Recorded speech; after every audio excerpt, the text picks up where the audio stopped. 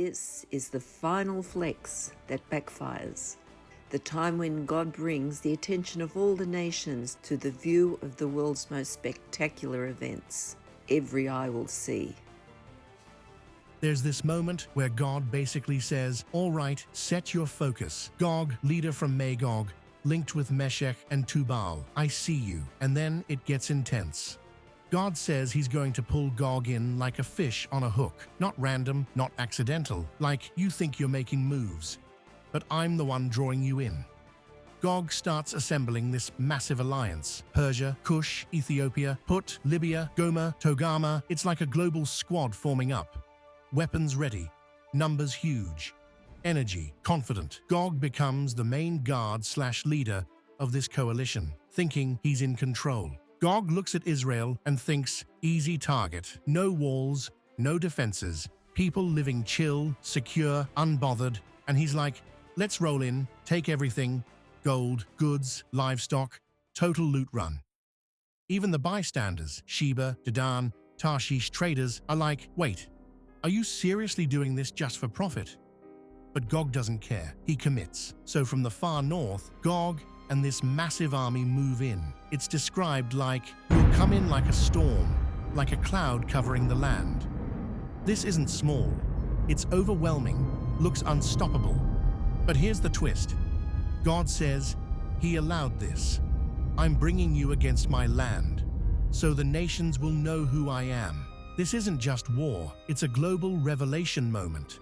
God then responds. Everything flips. God's like, my fury, yeah, it's reached its limit. What happens next is chaos on a level no army expects. Massive earthquake, the whole land shakes. Fish, birds, animals, humans, everything reacts.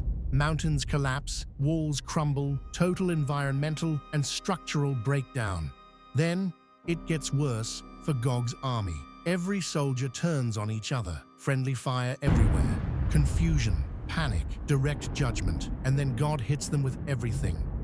Disease, pestilence, bloodshed, torrential rain, giant hailstones, fire and brimstone. It's not just defeat, it's total dismantling. So God ends it with, now the nations will know who I am. Not subtle, not hidden. Global awareness, no debate. Now we can connect this to Revelation and other prophecies. So let's line this up logically with the bigger prophetic picture. Here are some strong references. In Revelation 27-9, Gog and Magog appears again. After the 1,000-year reign, Satan is released. He gathers Gog and Magog again. They surround God's people, a massive coalition surrounding the camp of the saints. It looks like certain victory, but fire comes down from heaven, followed by instant destruction. The insight here is that Ezekiel is a detailed build-up and battle scenario. Revelation is a final and ultimate version of the same rebellion pattern. So we can also compare Ezekiel 38. God draws them in. The same theme, where God hooks Gog in. Revelation 16:13-16, then spirits gather kings to Armageddon. This concludes where God isn't reacting. He's orchestrating judgment. In Ezekiel 38, there are earthquake, mountains falling, global shaking. In Revelation 16 and 19, we also have great earthquake, islands flee, mountains vanish. It is the same scale, same language, same kind of divine intervention, serious environmental collapse parallels. In Ezekiel, every man's sword is against his brother. This is also seen in Judges 7. Midianites turn on each other. 2 Chronicles 20 and Revelation 19. We see armies destroyed without a conventional battle. So these are patterns where God causes self-destruction among enemies, internal chaos in armies. There are headlines today with Iran sending missiles to their brothers. Kingdoms against kingdoms. Al Jazeera, Saudi Arabia, UAE, Kuwait, Qatar, Bahrain report attacks after Iran-US truce. Several strikes reported across the Gulf region hours after the US and Iran announce a ceasefire for 2 weeks. CNBC. Gulf countries scrambled to intercept missiles hours into US-Iran ceasefire agreement. Within hours after the ceasefire announcement, the Israeli military said that it had identified ballistic missile attacks from Iran. The Times of India shock. Video claims Iran's strike hits $1 billion US missile warning system in Qatar watch. Al Jazeera. Iran fires missiles, drones across Gulf region remains in war crosshairs. Qatar, UAE, Kuwait, and Saudi Arabia report new blasts, interceptions, with war edging to 3-week mark. Ezekiel 38. We have fire, brimstone, hailstones. Revelation 29. Also, fire from heaven, and giant hail. 16:21.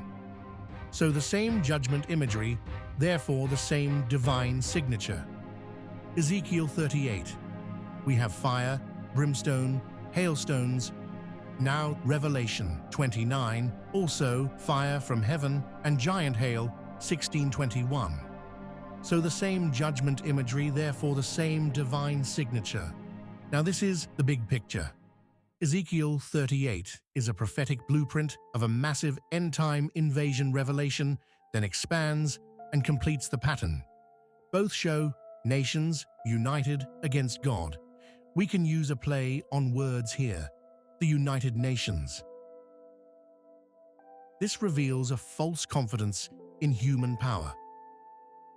God allowing the setup, this is a sudden, overwhelming divine intervention.